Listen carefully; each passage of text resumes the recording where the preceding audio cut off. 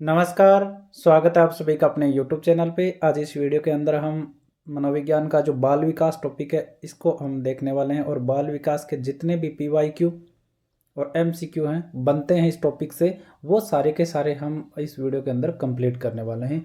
तो आप अगर इन पीवाईक्यू और एमसीक्यू को देख करके अगर एग्जाम देने जाओगे तो आपका प्रश्न मेरे ख्याल से गलत है, वो बाल विकास से नहीं होगा।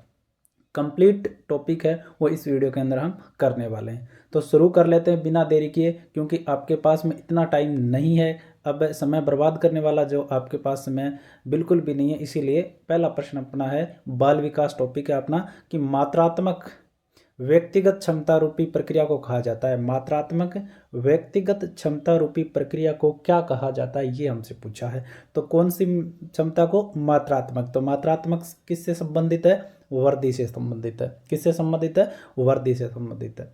उसके बाद में आपका आता है कि निम्न में से कौन सा कथन सही नहीं है। सेकंड ग्रेड आपका पूछा गया 2013 में कि कौन सा कथन है वो सही नहीं है, कि वर्दी एवं विकास पर्यायवाची हैं, वर्दी में मात्रात्मक परिवर्तन निहित है, वर्दी जीवन पर्यंत नहीं होती है, और वर्दी के साथ विकास भी होता है। तो चार आपको ऑप्शन है, इसमें से हमें बताना है जो सही नहीं है।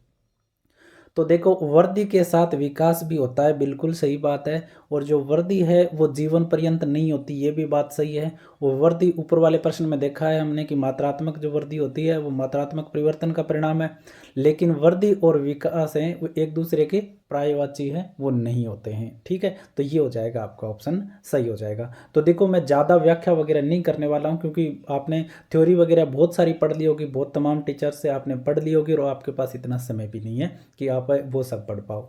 तो बालक की शारीरिक वृद्धि एवं विकास को प्रभावित करते हैं। बालक की शारीरिक वृद्धि एवं विकास को प्रभावित कौन करते हैं, ये हमसे पूछा गया है। तो वंशानुक्रम, वातावरण, केवल वंशानुक्रम, या वंशानुक्रम एवं वातावरण। तो बताओ, ये तो ऑप्शन एक ही बात होगी ना, वंशानुक्रम, केवल वंशानुक्रम। तो आपके पास दे रखे हैं कि भाई वंशानुक्रम प्रभावित करता है या वातावरण करता है। तो आपका जो शारीरिक वृद्धि और विकास को प्रभावित करने वाले जो कारक होते हैं उसमें वंशानुक्रम और वातावरण दोनों ही होते हैं। उसके बाद में हमारी बारी आती है 4 नंबर प्रश्न की, कि निम्न विकल्पों में से बालक की वृद्धि के बारे में कौन सा विकल्प सही है। वृद्धि के बारे में हमसे पूछा है कि कौन सा इसमें सही है। वृद्धि है वो अधिगम और अनुभव का परिणाम है। वृद्धि कोशिकाओं व अवयवों के आकार में परिवर्तन है। वृद्धि शरीर में आंतरिक परिवर्तन है जिसका मापन नहीं किया जा सकता। वृद्धि शरीर में केवल गुणात्मक परिवर्तन है। तो बताओ, वृद्धि के बारे में जो कथन सही है वो इसमें से कौन सा हो जाएगा। तो जो वृद्धि होती है वो कोशिकाओं में परिवर्तन होता है और अवयव में क्या होता है? परिवर्तन होता है। तो बी ऑप्शन इसमें सही हो जाएगा। देखो, चैनल को सब्सक्राइब जरूर करना। आपने चैनल सब्सक्राइब अभी तक नहीं कर रखा होगा तो चैनल को सब्सक्राइब जरूर करना, और वीडियो को सभी भाई बहनों के पास में शेयर करना जिससे उनकी भी मदद हो सके। और साथ ही साथ आपको इस टॉपिक से पहले, बाल विकास से पहले, हमने एक तो अधिगम कंप्लीट करवा दिया है। अधिगम के लगभग 150 प्रश्न है पीवाईक्यू और एमसीक्यू के रूप में, तो ये कंप्लीट करवा दिया है। इसके अलावा अगर आप देखोगे ना तो अभिप्रेरणा जो टॉपिक है ना आपका, ये भी मनोविज्ञान का टॉपिक है, वो कंप्लीट करवा दिया। तो एक और दो टॉपिक इसके हो गए। तीसरा टॉपिक आज कंप्लीट आपका हो जाएगा। तो ये वीडियो भी आप जरूर देखना। इसके अलावा आपकी जो हिंदी विषय की जो शिक्षण विधियाँ है ना वो कंप्लीट हमने करवा दी है, टोटल की टोटल पीवाईक्यू और एमसीक्यू के रूप में। तो ये भी आप जरूर देख सकते हो। साथ ही साथ हमने अंग्रेजी की शिक्षण विधियाँ भी करवा रखी है, तो वो भी आप देख सकते हो। इसके अलावा आप बात करते हो तो आपके लिए जो महत्वपूर्ण है, एक तो आपका NCF 2005, ठीक है, और एक जो आपका नया टॉपिक जुड़ा है NEP 2020, बहुत शानदार तरीके से करवाया। बाल कल्याणकारी योजनाएं, ये आप जरूर देखना भाई, शानदार टॉपिक करवाया हमने। और जो मोस्ट जो आपकी कल्याणकारी योजना है वो करवाई, प्रश्न छप जाएगा इसमें से। और एक RT एक्ट 2009। वर्दी के संबंध में कौन सा तथ्य सही नहीं है? वर्दी के संबंध में जो सही नहीं है, तो वर्दी क्या है? मात्रात्मक परिवर्तन। ठीक है, वर्दी के कारण कार्य क्षमता में परिवर्तन होता है, भाई ये तो बिल्कुल भी नहीं होता। कार्य क्षमता में परिवर्तन है वो नहीं होता है, तो ये ऑप्शन इसमें से सही हो जाएगा। व्यवहार में परिवर्तन वृद्धि है, कौन से व्यवहार में परिवर्तन है वो वृद्धि कहेंगे हम। तो मात्रात्मक परिवर्तन है वो क्या होते हैं? आपकी वृद्धि होती है। ठीक है, उसके बाद में आपका प्रश्न आता है 7 नंबर प्रश्न दे रखा है आपको, कि विकास का अर्थ है। विकास का अर्थ क्या है इसमें? कि परिवर्तनों की जो उत्तरोत्तर श्रृंखला को हम विकास कहेंगे। अभिप्रेरणा के फलस्वरूप होने वाले परिवर्तन की उत्तरोत्तर श्रृंखला, अभिप्रेरणा एवं अनुभव के फलस्वरूप होने वाले परिवर्तनों की उत्तरोत्तर श्रृंखला और परिपक्वता एवं अनुभव के फलस्वरूप होने वाले परिवर्तनों की श्रृंखला। तो बताओ विकास का इसमें से अर्थ कौन सा होता है? तो कौन सा होगा कि जो अभिप्रेरणा एवं अनुभव के फलस्वरूप होने वाले परिवर्तनों की जो उत्तरोत्तर श्रृंखला है ना, उसको हम कहते हैं आपका विकास कहते हैं। ठीक है। उसके बाद में आपका प्रश्न आता है 8 नंबर कि वे परिवर्तन जिनके होने की एक निश्चित दिशा हो और जिनको इनके पूर्ववर्ती कारकों से निश्चित संबंध हो क्या कहलाएंगे? तो वे परिवर्तन जिनके होने की एक क्या हो निश्चित दिशा और जिनका इनके पूर्ववर्ती कारकों से निश्चित संबंध हो तो वो क्या कहलाएंगे, ये आपसे पूछा है। तो क्या कहलाते हैं? वो विकास कहलाते हैं। विकास की दिशा क्या होती है? निश्चित होती है। विकास अपेक्षाकृत अभिवृद्धि तक सीमित नहीं होता है, अपितु ऐसे प्रगतिशील परिवर्तनों में निहित है जो परिपक्वता के लक्ष्य की ओर व्यवस्थित रूप में उन्मुख होते हैं। यह परिभाषा किसने दी कि विकास जो है ना वो अपेक्षाकृत अभिवृद्धि तक ही सीमित नहीं है, अपितु ये प्रगतिशील परिवर्तनों में निहित है और जो परिपक्वता के लक्ष्य की ओर व्यवस्थित रूप से क्या होता है? उन्मुख होता है। तो ऐसी परिभाषा देने वाले मनोवैज्ञानिक का नाम क्या है? ये हमसे पूछा गया है। तो कौन है इसमें आपके ये मनोवैज्ञानिक? आपके E.B. हरलोक जो है वो हो जाएंगे मनोवैज्ञानिक। उसके बाद में सीखना है वो विकास की एक प्रक्रिया है। कथन किसके द्वारा कहा गया? सीखना क्या है? विकास की प्रक्रिया। ऐसा कथन कहने वाले इनमें से कौन थे? ये हमसे पूछा गया। तो कौन थे? वुडवर्थ है, वो उन्होंने कहा था कि जो सीखना है वो विकास की क्या है? प्रक्रिया है। तो मेरे ख्याल से शानदार प्रश्न है वो आपको मिल रहे हैं, तो चैनल को सब्सक्राइब जरूर करना है। इस बात में आप बिल्कुल भी कोताही ना बरतना और साथ ही साथ सभी भाई बहनों के पास में शेयर भी जरूर कर देना। विकास प्रक्रियाओं की निरंतरता का सिद्धांत केवल इस तथ्य पर बल देता है कि व्यक्ति में कोई परिवर्तन है वो आकस्मिक नहीं होता है। उक्त कथन किस मनोवैज्ञानिक द्वारा किया गया कि जो विकास है वो प्रक्रियाओं की निरंतरता का सिद्धांत केवल इस तथ्य पर बल देता है। विकास प्रक्रियाओं की निरंतरता का जो सिद्धांत है ना वो इस बात पे बल देता है कि जो व्यक्ति में कोई भी परिवर्तन है वो क्या नहीं होता? आकस्मिक रूप से नहीं होता है। ऐसा कहने वाले मनोवैज्ञानिक है वो कौन थे? ये आपसे पूछा गया। तो कौन थे ऐसा कहने वाले? स्किनर थे। उसके बाद में आपका आता है कि वे परिवर्तन जो एक निर्धारित क्रम का अनुसरण करते हैं तथा प्रधानतः उस आनुवंशिक रूपरेखा से सुनिश्चित होते हैं जो हमारी संवृद्धि एवं विकास में समानता उत्पन्न करते हैं क्या कहलाएंगे? तो वे परिवर्तन जो एक निर्धारित क्रम का क्या करते हैं? अनुसरण करते हैं तथा प्रधानतः उस आनुवंशिक रूपरेखा से सुनिश्चित होते हैं जो हमारी संवृद्धि एवं विकास में समानता उत्पन्न करते हैं। तो उनको हम क्या कहेंगे? ये आपसे पूछा है। तो क्या कहेंगे हम? क्रम विकास कहेंगे। क्या कहेंगे हम? क्रम विकास कहेंगे? नहीं, ये नहीं कहेंगे, हम कहेंगे परिपक्वता कहेंगे। क्या कहेंगे? परिपक्वता कहेंगे। उसके बाद में आपका आता है 14 नंबर प्रश्न आता है कि निम्नलिखित में से असत्य कथन कौन सा है? असत्य कथन कौन सा है ये आपसे पूछा गया है। तो देखो, अभिवृद्धि व्यक्ति के किसी विशिष्ट पक्ष या शारीरिक पक्ष में परिवर्तन है जबकि विकास व्यक्ति के संपूर्ण संगठन में परिवर्तन है। तो अभिवृद्धि है वो व्यक्ति के किसी विशिष्ट पक्ष या शारीरिक पक्ष में परिवर्तन होता है, बिल्कुल सही है यहाँ तक तो। और जो विकास है वो व्यक्ति के संपूर्ण संगठन पक्षों में परिवर्तन करता है, तो ये बात तो बिल्कुल सही है।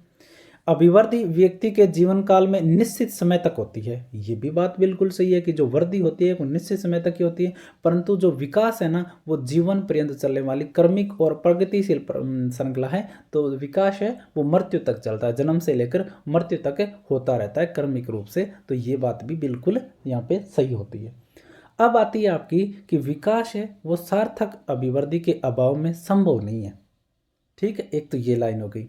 इसके अलावा अभिवृद्धि व्यक्ति के संरचनात्मक पक्ष व विकास व्यक्ति के कार्यात्मक पक्ष को दर्शाता है। तो अभिवृद्धि तो क्या करती है? संरचनात्मक पक्ष को, और विकास है वो व्यक्ति के कार्यात्मक पक्ष को दर्शाता है। तो ये बात भी बिल्कुल सही है। लेकिन जो विकास है वो सार्थक अभिवृद्धि के अभाव में संभव नहीं है, ये बात गलत हो जाएगी, क्योंकि विकास है वो अभिवृद्धि के बिना भी संभव होता है। उसके बाद में विकास में सम्मिलित है, विकास में सम्मिलित है ये आपसे पूछा गया कि इसमें से कौन सा है? तो अधिक प्रकटीकरण, अधिक परिपक्वता। तो विकास में क्या शामिल होते हैं? अधिक प्रगति भी और अधिक प्रकटीकरण भी और अधिक परिपक्वता भी। तो सभी के सभी इसमें सही हो जाएंगे। उसके बाद में कि निम्न कथनों में से सत्य कथन की पहचान कीजिए। सत्य कथन की आपको क्या करना है, पहचान करनी है कि विकास निर्वात में घटित नहीं होता है, नहीं निर्वात में भी घटित हो सकता है। विकास एक विशिष्ट सामाजिक सांस्कृतिक संदर्भ में सन्निहित होता है। विकास है वो एक विशिष्ट सामाजिक सांस्कृतिक संदर्भ में निहित होता है, तो ये भी गलत बात है। विकासात्मक,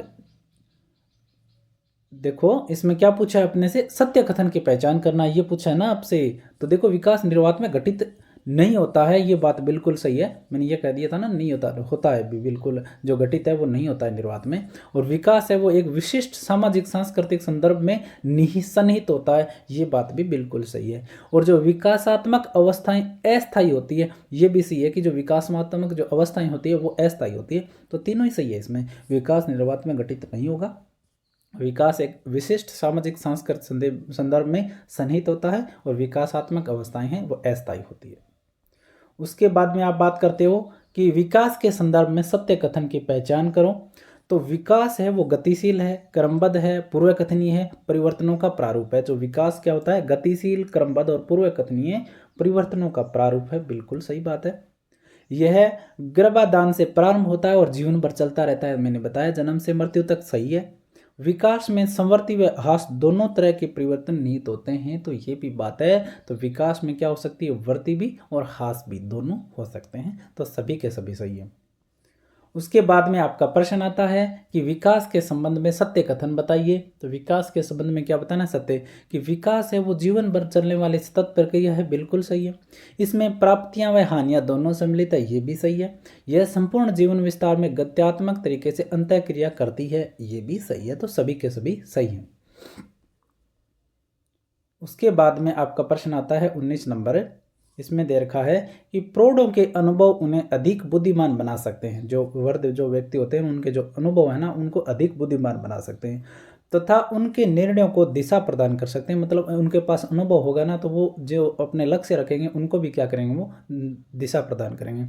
जबकि उम्र बढ़ने के साथ गति की मांग करने वाले कार्य जैसे दौड़ना पर एक व्यक्ति का निष्पादन कम हो जाता है। तो जैसे जैसे उम्र बढ़ती है तो अपने शरीर पे कंट्रोल क्या हो जाता है, कम। जैसे बच्चा है तो कितना भी भाग दौड़ लेता है तो वो थकता नहीं है, लेकिन वृद्ध व्यक्ति है वो इतना ज़्यादा नहीं कर पाता है।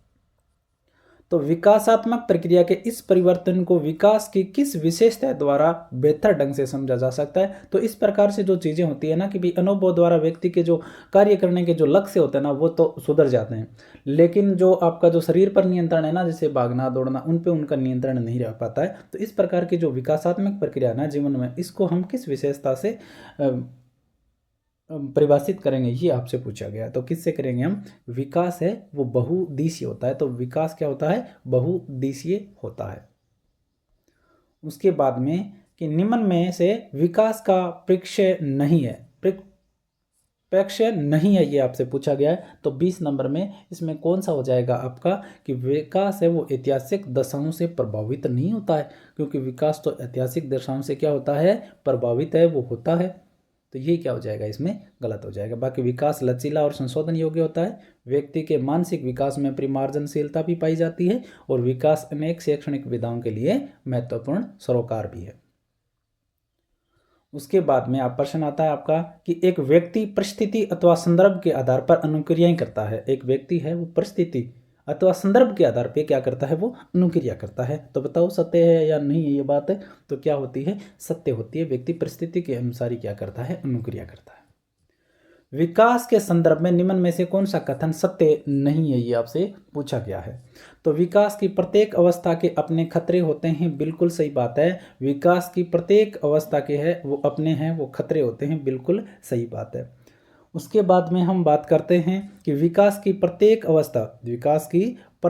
अवस्था की अपनी विशेषता होती है, ये भी सही है। और उसके बाद में आप बात करते हो कि विकास सांस्कृतिक परिवर्तनों से प्रभावित होता है। सांस्कृतिक परिवर्तनों से भी क्या होता है, विकास है वो प्रभावित होता है, ये बात भी सही है। उसके बाद में विकास उकसाने या बढ़ावा देने से नहीं होता है, भाई ये बात गलत हो जाती है यहाँ पे, क्योंकि उकसाने या बढ़ावा देने से विकास क्या होता है, प्रभावित होता है। उसके बाद में आपका 23 नंबर प्रश्न आता है कि निम्न में से कौन सा कथन है वो विकास के बारे में सत्य नहीं है। ये आपसे पूछा गया है, कौन सा कथन विकास के बारे में सत्य नहीं है। तो देखो, विकास अंतःक्रिया का फल है, अंतःक्रिया का फल होता है, बिल्कुल सही है। विकास व्यवस्थित श्रृंखला का अनुगामी है, ये भी सही बात है, व्यवस्थित क्रमबद्ध रूप से चलता है। विकास एक व्यक्तिगत प्रक्रिया है, बिल्कुल व्यक्तिगत प्रक्रिया होती है। विकास विशिष्ट से सामान्य की ओर होता है, तो ये ऑप्शन आपका गलत हो जाएगा, क्योंकि विकास है वो सामान्य से किस तरफ होता है, विशिष्ट की ओर होता है। उसके बाद में आपका प्रश्न आता है 24 नंबर कि निम्न में से कौन सा कथन है वो विकास के संबंध में सही नहीं है। वो कथन जो विकास के संबंध में है वो सही नहीं है, वो आपसे पूछा गया है। तो देखो, विकास प्रतिमानों की कुछ निश्चित विशेषताओं की भविष्यवाणी की जा सकती है। विकास प्रतिमानों की कुछ जो निश्चित विशेषता है ना, उनकी क्या की जा सकती है, भविष्यवाणी की जा सकती है, बिल्कुल सही बात है। विकास का उद्देश्य वंशानुगत संभाव्य क्षमता का विकास करना है, ये बात भी सही है। विकास का जो उद्देश्य है, जो वंशानुगत जो संभाव्य क्षमताएं होती हैं उनका विकास करना है। उसके बाद में प्रारंभिक विकास बाद के विकास से अधिक महत्वपूर्ण है, ये लाइन याद रखना कि जो प्रारंभिक विकास है वो बाद के विकास से अधिक महत्वपूर्ण होता है, ये सही है। उसके बाद में एक ही ऑप्शन बचा है कि विकास के विभिन्न क्षेत्रों में संभाव्य खतरे नहीं होते हैं, विभिन्न क्षेत्रों में संभाव्य खतरे होते हैं, ये इसमें सही रहता है। उसके बाद में मानव विकास आजीवन चलता रहता है, यद्यपि दो व्यक्ति बराबर नहीं होते हैं किंतु सभी सामान्य बालकों में विकास का क्रम एक सा रहता है। यह कथन विकास के किस सिद्धांत की ओर संकेत करता है कि मानव का जो विकास है वो आजीवन चलता रहता है, यद्यपि दो व्यक्ति बराबर नहीं होते किंतु सभी सामान्य बालकों में विकास का क्रम एक सा रहता है। यह कथन विकास के किस सिद्धांत की ओर अंकित करता है, तो बताओ किस सिद्धांत की ओर करेगा ये 25 नंबर में, तो ये करेगा आपका समान प्रतिरूप के सिद्धांत को क्या करता है, ये अंकित करता है कि जो विकास है वो आजीवन चलता रहेगा, लेकिन दो व्यक्तियों में बराबर कभी भी नहीं होगा, किंतु सभी सामान्य जो बालक होते हैं उनमें विकास का क्रम जो है वो एक जैसा रहता है। तो ये समान प्रतिमान का सिद्धांत होता है। विकास कभी नए समाप्त होने वाली प्रक्रिया या विचार संबंधित है, जो विकास है वो कभी समाप्त नहीं होता। इस प्रकार की विचारधारा है वो कौन से सिद्धांत से संबंधित है, ये आपसे पूछा गया है। तो इसमें तो कभी समाप्त न होने वाली प्रक्रिया, तो वो कौन सी होती है, निरंतरता के सिद्धांत से संबंधित होती है। उसके बाद में निम्नलिखित में से कौन सा या कौन से कथन असत्य या सत्य हैं, निम्नलिखित में से कौन सा या कौन से कथन असत्य है, ये आपसे पूछा गया 27 नंबर में। तो देखो, यह समझना जरूरी नहीं है कि प्रत्येक बच्चा अद्वितीय है, असत्य ही तो पूछा है, तो भाई यही गलत हो जाता है यहाँ। तो ये तो समझना जरूरी होता है कि प्रत्येक बच्चा अद्वितीय होता है। बच्चा एकीकृत पूर्ण के रूप में विकसित होता है, बच्चा है वो एक एकीकृत पूर्ण के रूप में विकसित होता है। विकास के एक पहलू में किसी समस्या की दूसरों को प्रभावित करने की संभावना होती है। तो विकास का जो एक पहलू होता है ना, वो किसी समस्या की दूसरे पहलू में किसी समस्या की दूसरों को प्रभावित करने की संभावना होती है। तो विकास का जो एक पहलू है वो दूसरी जो समस्याएं होती है उनको प्रभावित करने का क्या होती है, संभावना होती है। तो बिल्कुल सही बात है। विकास एक अनुक्रमिक प्रक्रिया है, ये तो हम पहले ही पढ़ चुके हैं, तो ये इसमें ये भी सही है। और बच्चा एक एकीकृत पूर्ण रूप में विकसित होता है, ये भी सही है, लेकिन इसमें ए ऑप्शन है वो गलत है, तो डी इसमें सही हो जाएगा। उसके बाद में आप बात करते हो 28 नंबर प्रश्न कि विकास के नियम के रूप में कौन सा कथन सत्य नहीं है। विकास के नियम के रूप में कौन सा कथन है वो सत्य नहीं है, ये आपसे पूछा गया है। तो विकास के लिए प्रत्येक अवस्था समान रूप से महत्वपूर्ण है। विकास के लिए प्रत्येक जो अवस्था है वो समान रूप से महत्वपूर्ण है, और विकास है वो परिपक्वता तथा सीखने का परिणाम है, बिल्कुल सही। विकास में व्यक्तिगत विभिन्नताएं होती हैं, बिल्कुल सही है। विकास के प्रारूप पूर्व में होते हैं, तो पूर्व अनुमान लगाया जा सकता है। व्यक्तिगत विभिन्नताएं भी होती हैं। विकास है वो परिपक्वता और सीखने का ही क्या होता है, परिणाम होता है। लेकिन विकास के लिए प्रत्येक अवस्था है वो समान रूप से महत्वपूर्ण नहीं होती है। उसके बाद में आपका आता है 29 नंबर प्रश्न आता है, इसमें बड़ा प्रश्न है, इसमें पहले आप प्रश्न पढ़ लीजिए कि निम्नलिखित सिद्धांत का उनके सही वर्णन से मिलान कीजिए। तो मिलान करने वाला प्रश्न है। एक तरफ विकास के सिद्धांत दे रखे हैं, ठीक है, इस तरफ विकास के सिद्धांत है और सिद्धांत का वर्णन दे रखा है, ठीक है। तो इसमें आपको देखना है, तो मैं ऑप्शन दिखा देता हूँ आपको, सिर्फ वो आपको क्या करना है, मिलान करना है। ये लो भाई, सिद्धांत का नाम है, अब बताओ। समीप दूराभिमुख दिशा है वो, उसको हम क्या कहेंगे, इस सिद्धांत को हम क्या कहते हैं, ये हमें बताना है। तो समीप दूराभिमुख, तो इसमें क्या होगा, शरीर के केंद्र से बाहर की ओर वृद्धि। भाई समीप और फिर बाहर, तो शरीर के केंद्र से और फिर क्या होगा, बाहर की ओर। सिर पदाभिमुख वर्दी, तो इसमें तो स्पष्ट ही दिख रहा है, प्रश्न में उत्तर ही दिख रहा है कि जो सिर, तो सिर से पैर की ओर।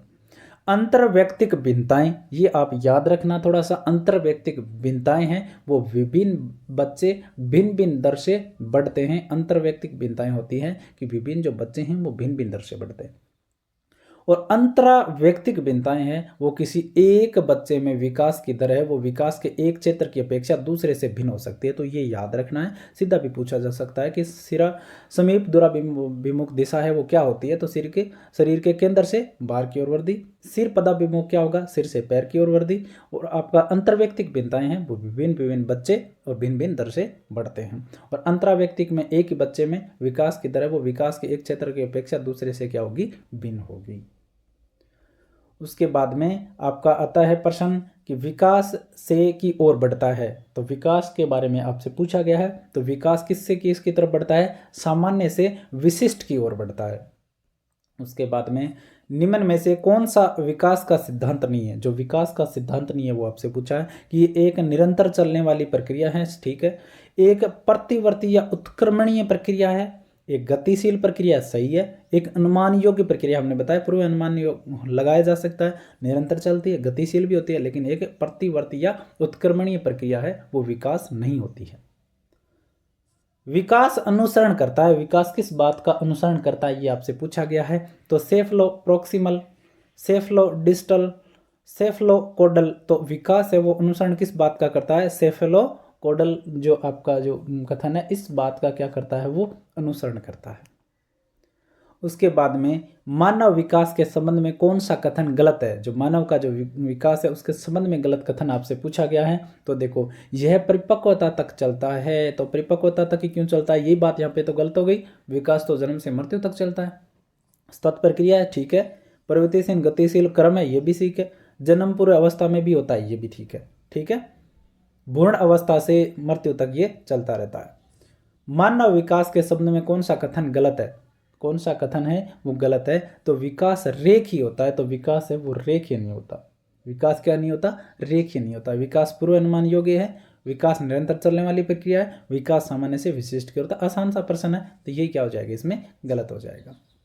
निम्नलिखित में से कौन सा विकास का सिद्धांत नहीं है, तो विकास का जो सिद्धांत नहीं है वो आपसे पूछा कि निरंतरता का सिद्धांत है, व्यक्तिगत भिन्नताएं भी पाई जाती है, पैटर्न की क्या होता है, एक रूपता भी होती है, लेकिन विशिष्ट से सामान्य, देखो यहां से आ गया ना, कितना आसान बन गया ये प्रश्न, तो ये इसमें नहीं होता है। बालक के विकास के संदर्भ में निम्नलिखित में से कौन सा कथन सत्य है, विकास के संदर्भ में कौन सा कथन सत्य है ये आपसे पूछा गया है। तो देखो विकास केवल आनुवंशिकी का परिणाम है। आनुवंशिकी का ही क्यों है, वातावरण का भी तो परिणाम होता है, ये गलत हो जाएगा। विकास सतत प्रक्रिया नहीं है, विकास तो सतत प्रक्रिया होती है। विकास गति बालक और बालिकाओं में एक समान होती है, ये भी गलत हो जाएगा।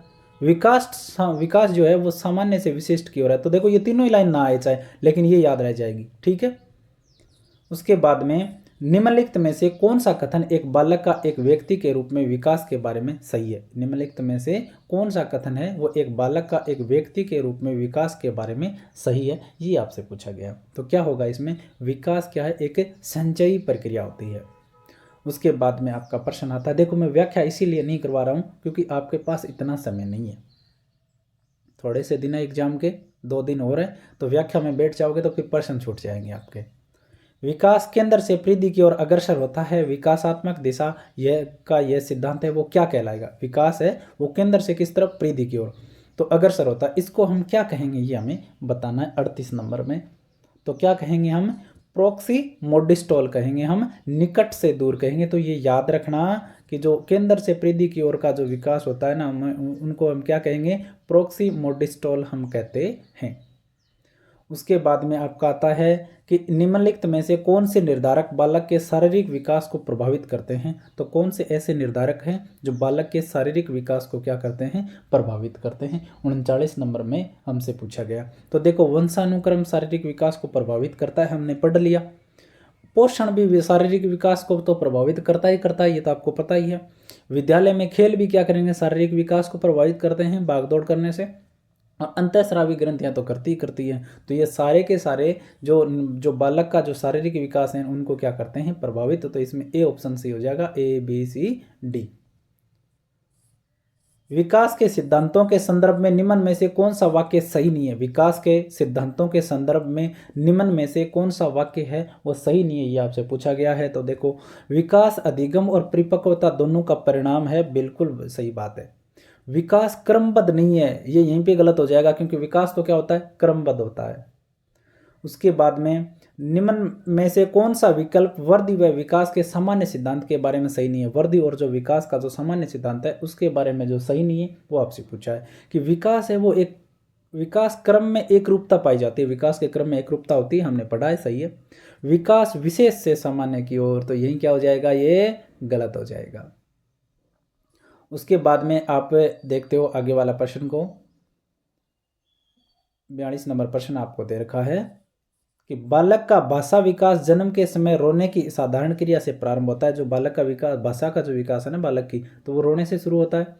फिर विभेदीकरण प्रारंभ होता है, बालक क्रम से बहुत से शब्दों की शब्दावलियां प्राप्त कर लेता है। उपरोक्त उदाहरण निम्नलिखित में से कौन सा सिद्धांत प्रतिबिंबित होता है। तो देखो, बालक है वो सबसे पहले रोता है, भाषा वही भाषा निकलती है उसकी, बाद में वो धीरे धीरे क्या करता है, शब्दों को सीख जाता है। तो इस प्रकार का जो सिद्धांत है वो किसको इंगित करेगा, ये हमें बताना है। 42 नंबर प्रश्न है, ठीक है। क्या है, 42 नंबर आपका प्रश्न आता है। तो क्या हो जाएगा, विकास आनुवंशिकी और वातावरण का उत्पाद है। विकास जो है वो सामान्य से विशिष्ट की ओर अग्रसर होता है, तो ये क्या हो जाएगा, इसमें सही हो जाएगा। उसके बाद में 43 नंबर प्रश्न आता है आपका कि निम्नलिखित में से कौन सा कथन या असत्य है, असत्य कथन आपको बताने हैं 43 नंबर में, ठीक है। तो देखो, यह समझना जरूरी नहीं है कि प्रत्येक बच्चा अद्वितीय है, तो ये तो गलत है ही है, हमने पहले भी पढ़ लिया। बच्चा एक एकीकृत पूर्ण रूप से विकसित होता है, ये हमने पढ़ा है, सही है। विकास के एक पहलू में किसी समस्या को दूसरों को प्रभावित करने की संभावना होती है, तो ये भी पढ़ लिया, ये भी सही है। विकास एक अनुक्रमिक प्रक्रिया है, ये भी पढ़ लिया। तो देखो, ये तीनों लाइन आप पढ़ चुके हो, तो इसमें गलत क्या है, फिर ए गलत है, तो डी ऑप्शन इसमें सही हो जाएगा। एक भी प्रश्न इस टॉपिक से छूटेगा नहीं, आपका पूरा topic A to Z clear हो जाएगा इन प्रश्नों के माध्यम से, जिन्होंने नहीं पढ़ रखा है। तो विकास के नियम के रूप में कौन सा कथन सत्य नहीं है, विकास के नियम के रूप में है वो कौन सा कथन है, वो सत्य नहीं है। विकास के लिए प्रत्येक अवस्था समान रूप से महत्वपूर्ण, ये क्या हो जाएगा, गलत। ये पहले भी हम पढ़ चुके हैं कि प्रत्येक अवस्था समान रूप से महत्वपूर्ण नहीं होती है। उसके बाद में आपका आता है प्रश्न कि शुरू में एक बच्चा अपनी पूरी हथेली का उपयोग करके वस्तु को पकड़ता है। शुरू में बच्चा है वो क्या करता है, पूरी हथेली से कोई वस्तु पकड़ता है। धीरे धीरे वृद्धि और विकास के रूप में बच्चा है उंगलियां और अंगूठे का उपयोग वस्तु को उठाने के लिए करता है। तो इस प्रकार की प्रगति को क्या कहेंगे। तो शुरू में बच्चा क्या करेगा, कोई वस्तु पकड़ेगा तो पूरे हाथ से पकड़ेगा, फिर वो धीरे धीरे अंगुलियों से पकड़ना शुरू कर देगा। तो इस प्रकार का जो विकास होगा उसको हम क्या कहेंगे, ये हमें बताना है। तो क्या कहेंगे बताओ। तो एक तो हम कहेंगे प्रोक्सीमोडिस्टॉल प्रकृति, क्या कहेंगे, प्रोक्सीमोडिस्टॉल प्रकृति हम कहेंगे, केंद्र से बाहर की ओर, जो हमने पढ़ा है पीछे ही पढ़ाई है। और हम ये कहेंगे व्यापक से विशिष्ट कार्यवाही प्रगति, ये दोनों ही हम कहेंगे, बी व सी दोनों ही सही है इसके अंदर, ठीक है, बी एंड सी दोनों ही सही है। उसके बाद में आपका प्रश्न नंबर आता है 46 कि किस आयु तक बालक की आंख की पुतली पूर्णतः विकसित हो जाती है। तो कौन सी आयु में बालक की जो पुतलियां होती है ना आंखों की, वो पूर्ण रूप से विकसित हो जाती है। तो कब होती है, वो आपकी 5 वर्ष की आयु में पुतलियां पूर्णतः विकसित हो जाती है। उसके बाद में आपकी आती है कि शेषावस्था की विशेषता नहीं है। शेषावस्था की जो विशेषता नहीं है वो बताना है कि शारीरिक विकास की तीव्रता होती है, बिल्कुल शेषावस्था में सर्वाधिक होती है। दूसरों पर निर्भरता भी होती है, क्योंकि खुद को कुछ भी समझ होती नहीं है। मानसिक विकास में भी तीव्रता होती है, लेकिन नैतिकता है वो शेषावस्था में नहीं पाई जाती है। उसके बाद में खिलौनों की आयु कहा जाता है। तो खिलौने की आयु जो है वो उसको हम क्या कहते हैं, ये हमें बताना है कि जो खिलौनों की आयु है वो कौन सी आयु को हम कहते हैं। तो कौन सी आयु को आप कहते हो, पूर्व बाल्य अवस्था को आप खिलौनों की आयु कहते हो। और इसमें और भी आप देख सकते हो, जो इसको टॉय एज आप कहते हो। इसके अलावा आप प्री गैंग एज भी कह सकते हो, टोली पूर्व की अवस्था आप कह सकते हो। इसे आप प्री स्कूल एज कह सकते हो। इसे आप प्रॉब्लमेटिक एज कह सकते हो, समस्याओं की अवस्था माता पिता के लिए। और तैयारी की अवस्था है वो अध्यापकों के लिए कह सकते हो, प्रिपरेशन एज आप भी कह सकते हो। उसके बाद में निम्न में से कौन सी पूर्व बाल्यावस्था की विशेषता नहीं है। पूर्व बाल्यावस्था की जो विशेषता नहीं है वो हमें बताने की इनमें से कौन सी नहीं है। तो पूर्व बाल्यावस्था में जो दल समूह में रहने की अवस्था है, जो पूर्व बाल्यावस्था है वो क्या है, दल या समूह में रहने की अवस्था है। तो बिल्कुल सही बात है, होता है ऐसा तो पूर्व बाल्यावस्था में। अनुकरण करने की अवस्था होती है, तो पूर्व बाल्यावस्था में अनुकरण द्वारा ही बच्चा सीखता है। और प्रश्न करने की अवस्था भी होती है, वो प्रश्न भी बहुत करता है। लेकिन पूर्व बाल्यावस्था है वो खेलने की अवस्था विशेषता नहीं है, ये हमें पूछा गया है। तो बताओ पूर्व बाल्यावस्था क्या होती है। इसमें ए विकल्प है वो क्या माना जाएगा, इसमें सही माना जाएगा, क्योंकि हमने पढ़ा है। देखो दल या समूह में नहीं रहता, इसमें पहले में मैंने बताया क्या वो रहता है। तो देखो इसमें खेलने की अवस्था तो हमने पढ़ लिया कि प्ले एज तो पहले ही पिछले प्रश्न में पढ़ा है। उसके अलावा पूर्व बाल्यावस्था में बच्चा छोटा होता है तो वो क्या करता है, बहुत सारे प्रश्न करता है कि ये क्या होता है, ये क्या होता है, ये क्या होता है। उसके अलावा वो जैसे बड़े करते हैं ना उसी प्रकार से करने की सारी चीज़ों को कोशिश करता है। लेकिन छोटे बच्चों में क्या नहीं पाया जाता आपका, ये दल या समूह में रहने की व्यवस्था नहीं पाई जाती, ग्रुपिंग नहीं पाई जाती है। तो ये इसमें ए हो जाएगा सही। उसके बाद में 6 से 10 वर्ष की अवस्था में बालक रुचि लेना प्रारंभ कर देता है। क्या करता है, रुचि लेना है वो प्रारंभ कर देता है।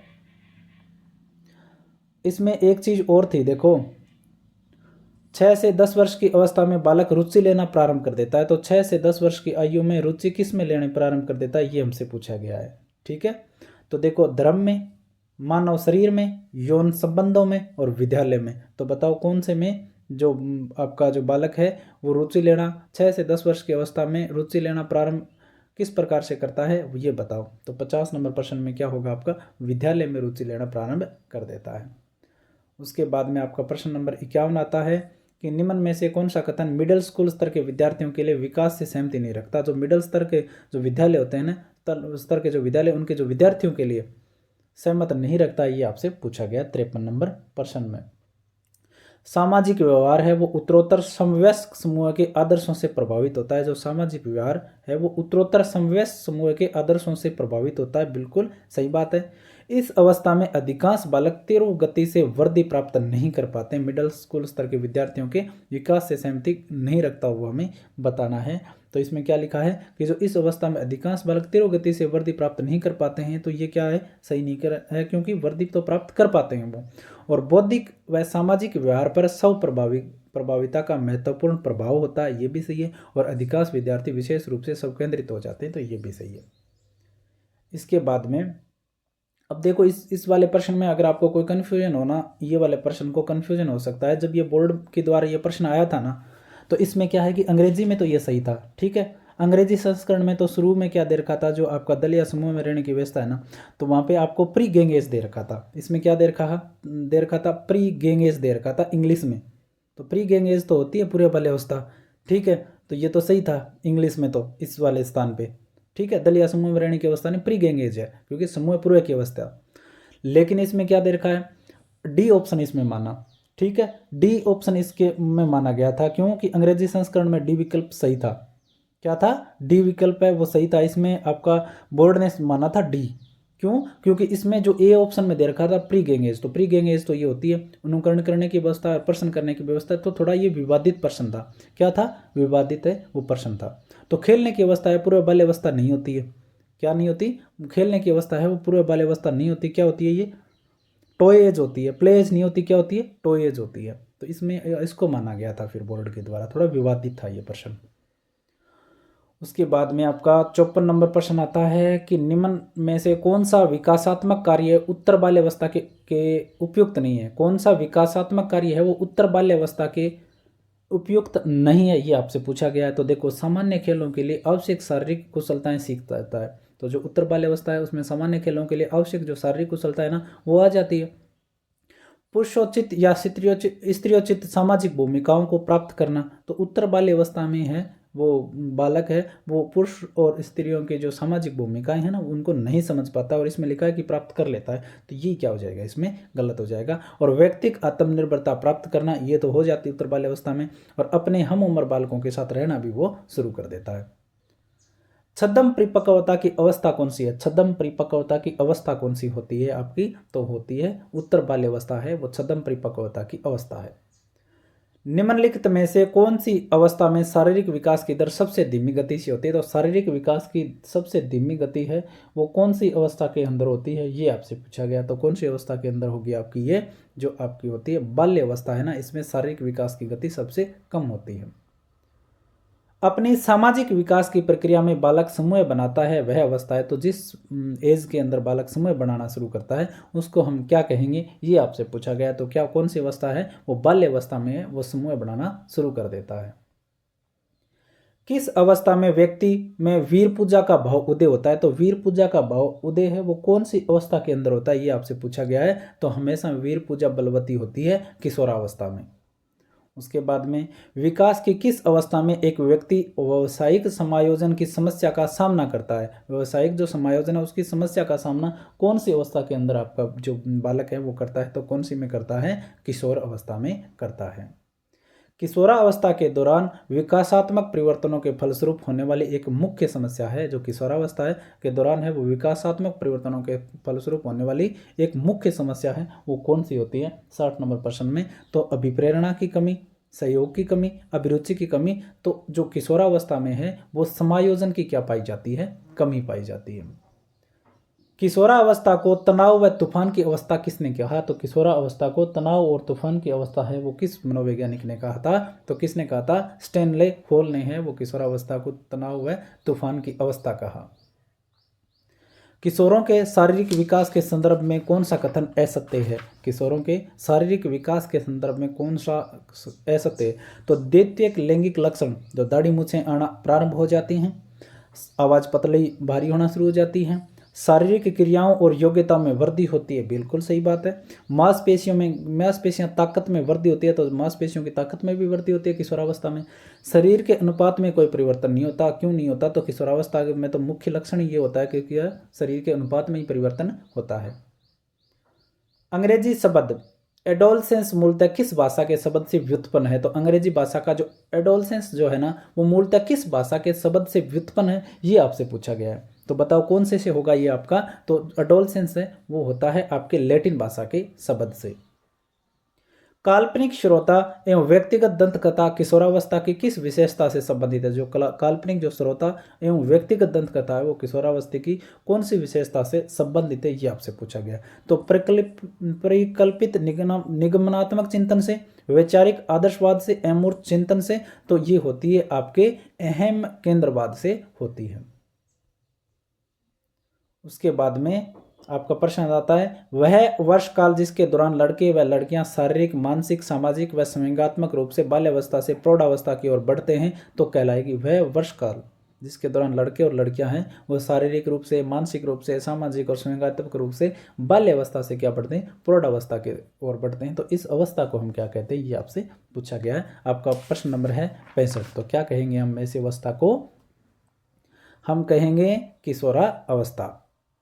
उसके बाद में आपका आता है कि किशोरावस्था के अंत तक मांसपेशियों का भार शरीर के कुल भार का कितने प्रतिशत हो जाता है? तो जो किशोरावस्था है ना उनके अंत तक जो मांसपेशी और आपका जो शरीर का भार है ना उनमें भार का प्रतिशत कितना हो जाता है, ये आपसे पूछा गया है 66 नंबर प्रश्न में। तो कितना हो जाता है, 45% हो जाता है मांसपेशियों का वजन।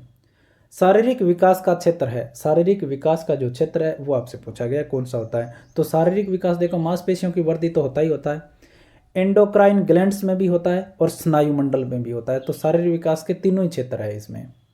उसके बाद में गामक विकास से हमारा तात्पर्य मांसपेशियों के विकास से तथा पैरों के उचित उपयोग से। तो गामक विकास से हमारा तात्पर्य क्या है कि मांसपेशियों के विकास से और पैरों के उचित प्रयोग से हैं। तो क्या है, इस प्रकार से हम क्या कहेंगे 68 नंबर प्रश्न में? तो ये हो जाएगा आपका शक्ति और गति। उसके बाद में निम्नलिखित में से कौन सा सूक्ष्म चलन कौशल का उदाहरण है? जो सूक्ष्म चलन कौशल होता है ना उसका उदाहरण इनमें से कौन सा? 69 नंबर प्रश्न में। तो कौन सा हो जाएगा इसमें? देखो चढ़ना है, कूदना है, दौड़ना, इसमें कुछ प्रयास करने पड़ते हैं लेकिन लिखना है वो क्या हो जाएगा, सूक्ष्म कौशल का उदाहरण हो जाएगा। एक नवजात शिशु कब तक यह बताने में सक्षम होता है कि ध्वनि किस दिशा से आ रही है? तो नवजात को यह पता चलना कब प्रारंभ होता है कि किस तरफ से ध्वनि आ रही है, ये आपसे पूछा गया। तो कौन से कितने दिन में ये बता देता है या कितना समय उसको इस बात में लगता है? तो कितने दिन में बताता है वो? 1 सप्ताह के अंदर बताना शुरू कर देता है। निम्नलिखित में से असत्य कथन ज्ञात कीजिए। तो असत्य कथन आपको बताना है कि इनमें से कौन सा है। कि नवजात शिशु में पाए जाने वाले सभी प्रतिवर्त जीवन पर्यंत बने रहते हैं। तो पॉसिबल है क्या कि कोई नवजात जीवन में जो भी प्रतिवर्त होते हैं वो जीवन भर बने रहें? तो ये क्या हो जाती है, इसमें गलत हो जाती है। बाकी प्रतिवर्ष शिशु के बाद पेशीय विकास हेतु आधारभूत इकाइयाँ, प्रतिवर्ष शिशु के बाद के पेशीय विकास है ना, वो आधारभूत इकाइयाँ सही है। और जन्म के मात्र कुछ घंटे बाद ही शिशु अपनी माँ की आवाज़ पहचानना शुरू कर देगा। और प्रौढ़ की तुलना में नवजात शिशु की दृष्टि भी क्या पाई जाती है, कम पाई जाती है। ये तीनों ही सही है।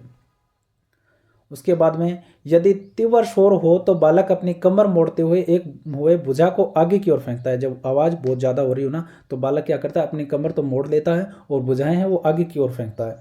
फिर अपनी भुजा को एक साथ लाता है और जैसे कुछ पकड़ रहा हो। शिशु में पाया जाने वाला यह प्रतिवर्त क्या कहलाएगा? तो इस प्रकार का जो प्रतिवर्त है उसको हम क्या कहेंगे, ये आपसे पूछा है। तो क्या कहेंगे, मोरो। क्या कहेंगे, मोरो। तो याद रखना, इंपॉर्टेंट प्रश्न है। किस आयु तक बच्चा अपनी अनुपस्थिति में आंशिक रूप से छिपाई गई वस्तुओं का पीछा करना शुरू कर देता है? तो किस आयु तक बच्चा है वो अपनी अनुपस्थिति में आंशिक रूप से छिपाई गई वस्तुओं का पीछा करना शुरू कर देगा, ये आपसे पूछा है। तो कौन से एज में कर देगा वो? 8 माह तक ये काम करना है वो शुरू कर देता है। उसके बाद में एक बालक में आसक्ति के विकास के लिए सबसे महत्वपूर्ण समय होता है। एक बालक में आसक्ति के विकास के लिए सबसे महत्वपूर्ण समय है वो कौन सा होता है, ये आपसे पूछा गया 74 नंबर में। तो कौन सा होता है इसमें? आपका 1 वर्ष। उसके बाद में निम्नलिखित कथनों में से सत्य कथन ज्ञात कीजिए। तो सत्य कथन आपको ज्ञात करना है। तो शैशवावस्था की तुलना में पूर्व बाल्यावस्था में स्मृति मंद हो जाती है। शरीर के देखो, शेष अवस्था की तुलना में पूर्व बाल्यावस्था में समृद्धि मंद हो जाती है, बिल्कुल सही है। शरीर के किसी अंग की तुलना में मस्तिष्क और सिर तेजी से विकसित होते हैं, ये भी बात सही है। पूर्व बाल्यावस्था में बालक के बाएं अथवा दाएं हाथ के लिए वीर्यता का विकास भी हो जाता है। तो पूर्व बाल्यावस्था में बालक है वो कौन से हाथ का प्रयोग करेगा, दाएं या बाएं का, ये भी स्पष्ट हो जाता है। तो ये तीनों के तीनों क्या है, सही है। उसके बाद में व्यय संधि काल निम्न में से कौन बाह्य अभिव्यक्ति नहीं है? व्यय संधि काल में निम्न में से कौन बाह्य अभिव्यक्ति नहीं है? तो 76 नंबर प्रश्न से अबाह्य अभिव्यक्ति के बारे में पूछा है। देखो, प्रभुता या सत्ता के विपरीत विरोध सही है। अशांति भी हो जाती है, आत्मनिर्भरता के प्रति आग्रही हो जाती है, लेकिन सक्रिय खेलों के बजाय बैठे रहकर खेलना अधिक पसंद है, वो व्यय संधि के काल के दौरान नहीं होता है। उसके बाद में विकास एक अधिनियम है कि विकास प्रतिमान के विभिन्न काल में खुशी भिन्न भिन्न होते हैं। इस अधिनियम के अनुसार देखो, विकास एक अधिनियम है कि विकास प्रतिमान के विभिन्न जो काल है ना में खुशी है वो भिन्न भिन्न होती है इस अधिनियम के अनुसार। तो 77 नंबर प्रश्न में पूछा कि जीवन का प्रथम वर्ष सबसे अधिक खुशहाल होता है। व्यय संधि काल एवं जीवन का प्रथम वर्ष भी जीवन का सबसे अधिक खुशहाल होता है। व्यय संधि काल जीवन का सबसे अधिक दुखी काल है। जीवन का प्रथम वर्ष सबसे अधिक खुशी, और व्यय संधि का देखो लास्ट वाला ऑप्शन दिखा देता हूँ कि जीवन का जो प्रथम वर्ष है सबसे अधिक खुशी का होता है एवं व्यय संधि काल सबसे दुखी काल होता है। तो यही ऑप्शन इसके अंदर क्या हो जाता है, आपका सही हो जाता है। ठीक है। उसके बाद में आपका प्रश्न आता है कि विकास को प्राय कौन कौन से क्षेत्रों की अंतःक्रिया प्रभावित करती है? विकास को प्रभावित करने वाली अंतःक्रियाएं आपको बतानी है कि इनमें से कौन सी है। तो देखो, जैविक भी करती है, संज्ञानात्मक भी करती है और समाज सांवेगिक भी करती है। तो उपयुक्त सभी हो जाएंगे।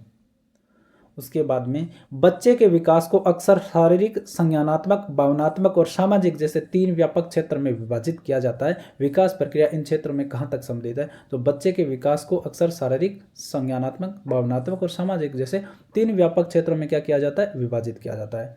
तो विकास प्रक्रिया इन क्षेत्रों में कहाँ तक संबंधित है, ये आपसे पूछा गया।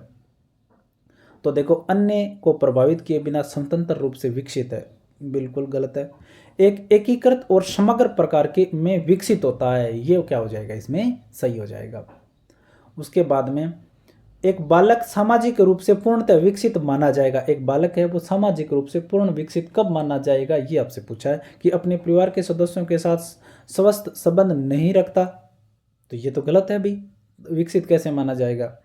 अपने साथियों के बीच लोकप्रिय नहीं होना, तब भी नहीं माना जाएगा। समाज में विभिन्न प्रकार के व्यक्तियों के साथ किस प्रकार व्यवहार करना चाहिए, जानता हो या जानती हो। तो भाई ये बच्चा है वो जानने लग जाए कि जो समाज के अंदर जितने भी व्यक्ति हैं उनके साथ में किसके साथ क्या बोलना है, किस प्रकार का व्यवहार करना है, तब वो क्या माना जाएगा, सामाजिक रूप से पूर्ण विकसित माना जाएगा। मानसिक विकास का संबंध नहीं है। मानसिक विकास का जो संबंध है वो इनमें से कौन सा नहीं, ये आपसे पूछा गया। तो देखो, स्मृति का विकास से होता है, तर्क एवं निर्णय से ये भी है, और बोध की क्षमता ये भी है। लेकिन शिक्षार्थी के जो वजन एवं ऊंचाई में वृद्धि है वो मानसिक विकास से कोई लेना देना नहीं होता, वो क्या होता है, शारीरिक रूप से। 20वीं शताब्दी को बालक की शताब्दी कहा जाता है, यह परिभाषा किसने दी? 20वीं शताब्दी है उसको क्या कहते हैं, बालक की शताब्दी कहते हैं। ऐसा कहने वाले मनोवैज्ञानिक कौन है? तो कौन थे? ये थे क्रो एंड क्रो। संवेदना ज्ञान की पहली सीढ़ी, यह कथन किसने कहा? संवेदना है वो ज्ञान की पहली सीढ़ी है, यह कथन है वो किस प्रकार से संबंधित है, ये आपसे पूछा गया है। तो किस प्रकार से है? ये मानसिक विकास की प्रक्रिया है। ये संवेदना ज्ञान की सीढ़ी है, यह कथन है वो मानसिक विकास का है। उसके बाद में आपका प्रश्न है कि पियाजे के सिद्धांत में एक प्रक्रिया जो पुराने और नए अनुभव के बीच संतुलन क्रिया है जाना जाता है। तो पियाजे के सिद्धांत में एक प्रक्रिया जो पुराने और अनुभव के बीच संतुलन क्रिया है के नाम से जाना जाता है, उसको हम क्या कहते हैं? 84 नंबर प्रश्न में तो क्या कहेंगे हम कहेंगे संतुलन कहेंगे। निम्न में से कौन पियाजे के अनुसार बौद्धिक विकास का निर्धारित तत्व नहीं है? तो पियाजे के अनुसार जो बौद्धिक विकास का निर्धारित तत्व नहीं है वो आपसे पूछा गया 85 नंबर में। तो देखो इसमें अनुभव होता है, संतुलनीकरण भी होता है, लेकिन सामाजिक संचरण है वो बौद्धिक विकास का निर्धारक कारक नहीं होता। तो ये हो जाएगा इसमें। स्कीमा का क्या मतलब है? स्कीमा का मतलब क्या होता है ये आपसे पूछा गया, बहुत बार प्रश्न है। तो स्कीमा का मतलब होता है लंबे समय के लिए के यादाश्त में सूचना के संगठित पैकेट्स का एकत्रित होना। लंबे समय के यादाश्त में सूचनाओं के संगठित पैकेट्स का एकत्रित होना ही होता है स्कीमा। उसके बाद में अनुभूति बच्चे और वातावरण के बीच अंतःक्रिया की निरंतर प्रक्रिया के माध्यम से विकसित होती है। यह सिद्धांत में प्रतिबिंब तो होता है। जो अनुभूति है वो बच्चे और वातावरण के बीच अंतःक्रिया की निरंतर प्रक्रिया के माध्यम से विकसित होती है। तो यह कथन है वो किससे संबंधित है? आपसे पूछा गया। तो किससे संबंधित है? ये पियाजे के संज्ञानात्मक विकास से संबंधित है कि जो अनुभूति होती है ना वो बच्चे और वातावरण के बीच अंतःक्रिया से निरंतर प्रक्रिया के माध्यम से है वो विकसित होती है। बालकों की सोच अमूर्तता की अपेक्षा मूर्त अनुभव एवं प्रत्ययों से होती है, यह अवस्था है। बालकों की जो सोच है वो अमूर्तता की अपेक्षा किस तरफ होती है? मूर्त अनुभव एवं प्रत्ययों से होती है। ये अवस्था कौन सी है? तो 88 में कौन सी अवस्था हो जाएगी आपकी? 7 से 12 वर्ष की आयु है वो जो आपकी जो सोच है वो अमूर्तता की अपेक्षा मूर्त अनुभव एवं प्रत्ययों से होती है। उसके बाद में बाल्यावस्था के दौरान अपने और दूसरों के नजरिए में फर्क करने में अयोग्यता दर्शाता है। बाल्यावस्था के दौरान अपने तथा दूसरों के नजरिए में फर्क करने में अयोग्यता दर्शाता है। तो ये आपसे प्रश्न पूछा गया 89 नंबर में। तो क्या हो जाएगा? आत्म केंद्रस्थ अवस्था बाल्यावस्था के दौरान, इगोसेंट्रिज्म। उसके बाद में आपका प्रश्न आता है एक विशेष स्तर पर बच्चे मौलिक तर्क का इस्तेमाल करना शुरू कर देते हैं। एक विशेष स्तर पर जो बच्चे हैं वो मौलिक तर्क का इस्तेमाल करना शुरू कर देते हैं। सभी प्रकार के प्रश्नों का जवाब जानना चाहते हैं। पियाजे ने इसे अंतर्ज्ञान कहा है। पियाजे के अनुसार निम्न में से कौन से चरण का यह अर्थ है? तो एक विशेष स्तर पर बच्चे हैं ना वो मौलिक तर्क का इस्तेमाल करना शुरू कर देते हैं और सभी प्रकार के प्रश्न है वो जवाब जानना चाहते हैं। तो पियाजे ने इसे क्या कहा? अंतर्ज्ञान कहा। तो पियाजे के अनुसार निम्न में से कौन से चरण का यह अर्थ है ये आपसे पूछा गया है। तो प्रश्न नंबर कौन सा है? 90 नंबर प्रश्न है। तो यह है पूर्व संचालन का जो चरण होता है ना उसका अर्थ होता है ये बात। जिन पियाजे के अनुसार संज्ञानात्मक विकास की अंतिम अवस्था कौन सी है? संज्ञानात्मक विकास की अंतिम अवस्था कौन सी है पियाजे के अनुसार? ये आपसे पूछा गया है। तो कौन सी होती है आपकी? तो होती है अमूर्त संक्रियात्मक अवस्था है वो अंतिम अवस्था है। उसके बाद में जब हम वर्तमान स्कीमा का प्रयोग बाह्य जगत के विश्लेषण हेतु करते हैं तब उसे कहा जाता है। तो स्कीमा क्या है? पुराने ज्ञान को जो लंबी याददाश्त तक रखने के लिए जो पैकेट्स के रूप में एकत्रित होता है ना वही स्कीमा होता है। तो इसमें पूछा है कि जो स्कीमा का प्रयोग है वो बाह्य जगत के विश्लेषण हेतु करते हैं तब उसे क्या कहा जाएगा? तो क्या कहा जाएगा? वो आपका कहा जाएगा आत्म सात्विकरण कहलाया जाएगा, सात्वीकरण कहलाया जाएगा। पियाजे के अधिगम के संज्ञानात्मक सिद्धांत के अनुसार वह प्रक्रिया जिसके द्वारा संज्ञानात्मक संरचना को संशोधित किया जाता है कहलाएगी। तो पियाजे के अधिगम संज्ञानात्मक सिद्धांत के अनुसार वह प्रक्रिया जिसके द्वारा संज्ञानात्मक संरचना को संशोधित किया जाता है उसको हम क्या कहते हैं? ये आपसे पूछा गया है। तो क्या कहते हैं? हम समायोजन कहते हैं। जीन पियाजे के संज्ञानात्मक विकास के सिद्धांत से कौन सी अवधारणा संबंधित नहीं है? जीन पियाजे के संज्ञानात्मक विकास के सिद्धांत से कौन सी अवधारणा है वो संबंधित नहीं है, ये आपसे पूछा है। तो कौन सी नहीं है? इसमें से अधिकरण नहीं है। बाकी विस्थापन, आत्म सात्विकरण और स्कीमा है वो जीन पियाजे के संज्ञानात्मक विकास से संबंधित है। आत्म सात्करण क्या है? तो आत्म सात्करण क्या होता है ये आपसे पूछा गया है। तो वर्तमान स्कीमा का प्रयोग है वो बाह्य जगत के विश्लेषण के लिए करते हैं, तो आत्म सात्करण होता है, हमने पीछे ही पढ़ा है।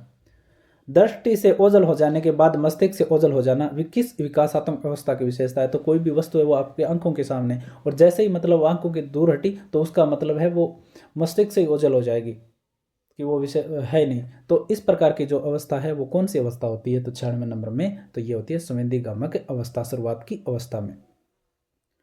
उसके बाद में पूर्व संक्रियात्मक अवस्था का बालक दौड़ते हुए सड़क पर गिर जाता है और कहता है कि सड़क ने उसे धक्का दिया। ये निम्नलिखित में से किस विशेषता को दर्शाता है? कि पूर्व संक्रियात्मक अवस्था है ना, उसमें बालक दौड़ते हुए सड़क से गिर जाएगा तो ये कहेगा उसे सड़क ने धक्का दिया है। तो इस किस विशेषता को ये अंकित करता है ये आपको बताना है।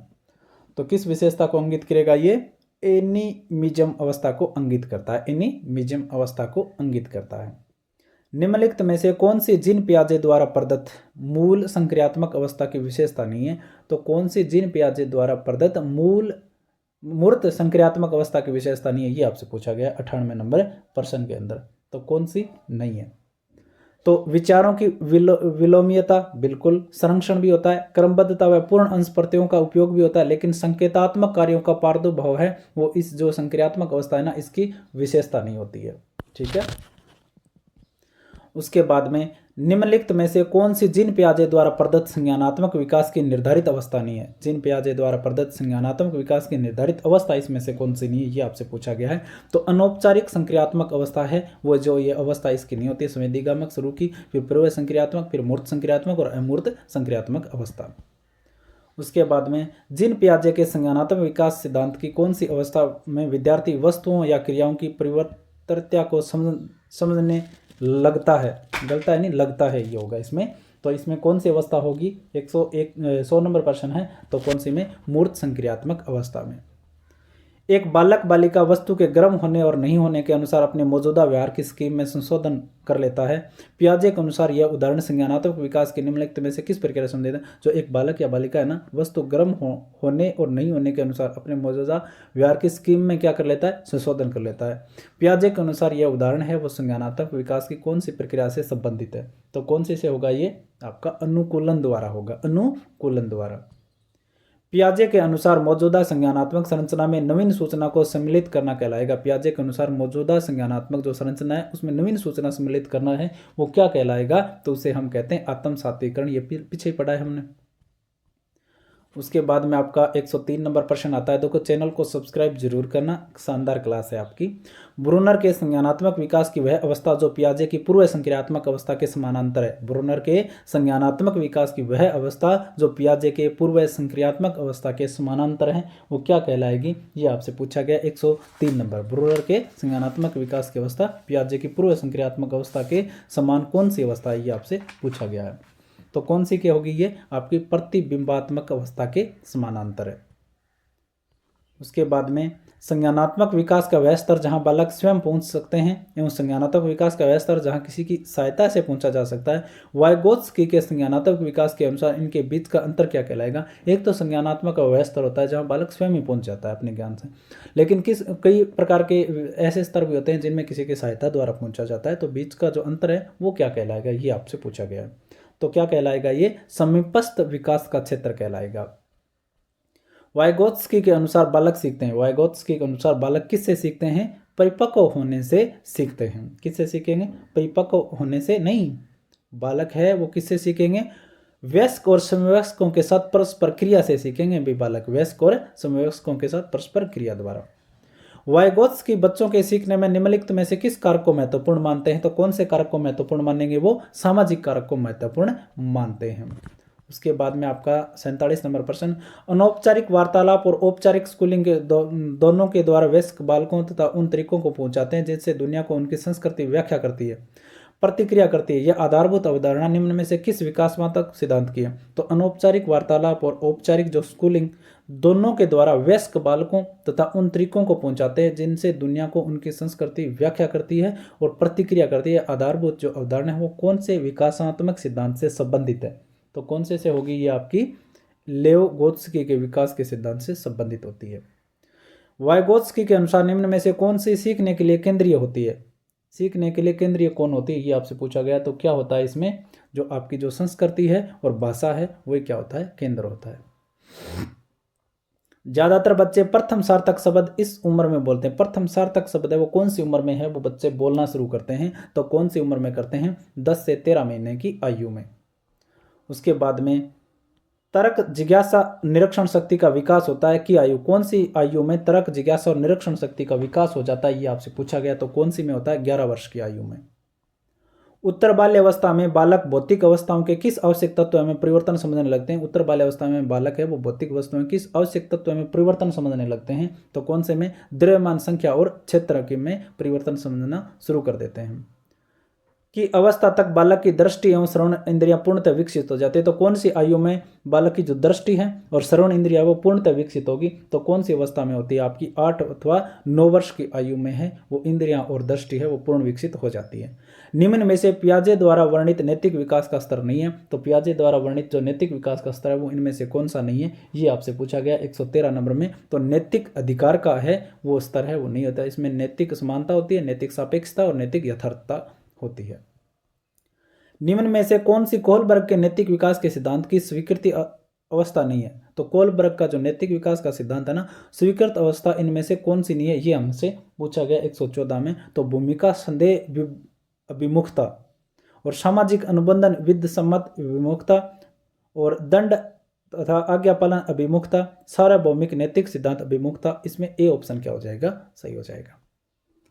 नैतिक विकास में प्रश्नों के सही और गलत संबंधी निर्णय में सम्मिलित चिंतन प्रक्रिया कहलाएगी। नैतिक विकास में प्रश्नों के सही और गलत संबंधी निर्णय में सम्मिलित चिंतन प्रक्रिया है उसको हम क्या कहेंगे? ये आपसे पूछा गया है। तो क्या कहेंगे हम कहने वाले हैं नैतिक तार्किकता कहेंगे।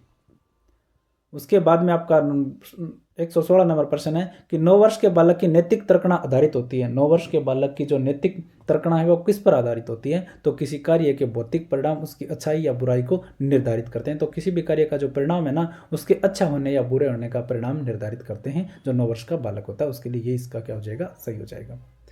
कोहलबर्ग के नैतिक विकास के सिद्धांतानुसार परंपरागत नैतिकता के अंतर्गत आने वाली नैतिक अवस्थाओं के सही कूट का चयन कीजिए। कोहलबर्ग के जो नैतिक विकास के सिद्धांत है ना उनके अनुसार परंपरागत नैतिकता के अंतर्गत आने वाली नैतिक अवस्थाओं का सही कूट का आपको क्या करना है? चयन करना है 117 नंबर में। तो दंड एवं आज्ञाकारिता, सामाजिक अनुबंध, अच्छे अंतर्वैयक्तिक संबंध, सार्वत्रिक नैतिक सिद्धांत, तो इसमें से कोहलबर्ग के कौन सा हो जाएगा? केवल 3 नंबर वाला होता है, इसमें केवल यही होता है। उसके बाद में कोहलबर्ग के सिद्धांत के अनुसार व्यक्तिगत आवश्यकताएं एवं दूसरों के नियम सही और गलत का निर्धारण करते हैं। यह नैतिक विकास के किस स्तर का प्रतिनिधित्व करता है? तो कोहलबर्ग के अनुसार है वो व्यक्तिगत आवश्यकताएं एवं दूसरों के नियम सही और गलत का निर्णय करते हैं। यह नैतिक विकास के किस स्तर का प्रतिनिधित्व करते हैं ये हमें बताना है। तो किसका? पूर्व परंपरागत स्तर का नेतृत्व करते हैं। उसके बाद में एरिक्सन के अनुसार बच्चों का मनोसामाजिक विकास 8 चरणों में होता है। एरिक्सन के अनुसार बच्चों का मनोसामाजिक विकास कितने चरणों में? 8 चरणों में। कक्षा 3 का छात्र 9 साल के आसपास विकास के किस चरण से मेल खाता है? तो एरिक्सन ने कितने चरण दिए? 8। उनमें से जो कक्षा 3 का छात्र है जो लगभग 9 साल का होगा वो कौन से चरण से संबंधित है? तो किससे होता है? वो परिश्रम बनाम हीनता से संबंधित होता है। एरिक्सन के मनोसामाजिक विकास के सिद्धांत में उद्यमता बनाम हीनता विकास की निम्नलिखित में से कौन सी अवस्था है? एरिक्सन के जो मनोसामाजिक विकास के सिद्धांत में जो उद्यमता बनाम हीनता है ना वो कौन सी अवस्था से संबंधित है? ये आपसे पूछा है। तो कौन सी से संबंधित है? उत्तर बाल्यावस्था से संबंधित है। निम्नलिखित में से कौन सी एरिक्सन द्वारा प्रदत्त मनोसामाजिक अवस्था पहल बनाम गलानी की अनुमानित आयु प्रसार है? निम्नलिखित में से कौन सी जो एरिक्सन द्वारा प्रदत्त जो मनोसामाजिक अवस्था है ना वो पहल बनाम गलानी की अनुमानित आयु प्रसार है? तो ये आपसे पूछा गया। तो कौन सी होती है? 3 से 6 वर्ष तक।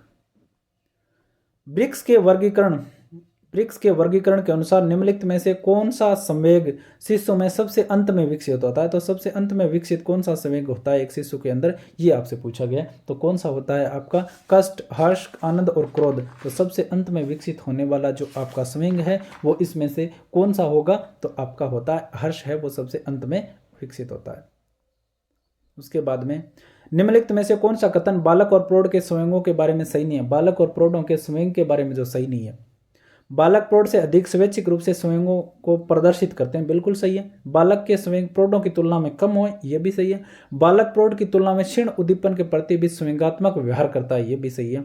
लेकिन बालक प्रौढ़ के जो संवेग है वो बालक की तुलना में तुरंत प्रवर्तित हो जाते हैं, ये क्या है? गलत है, क्योंकि बालक के ज्यादा प्रवर्तित होते हैं।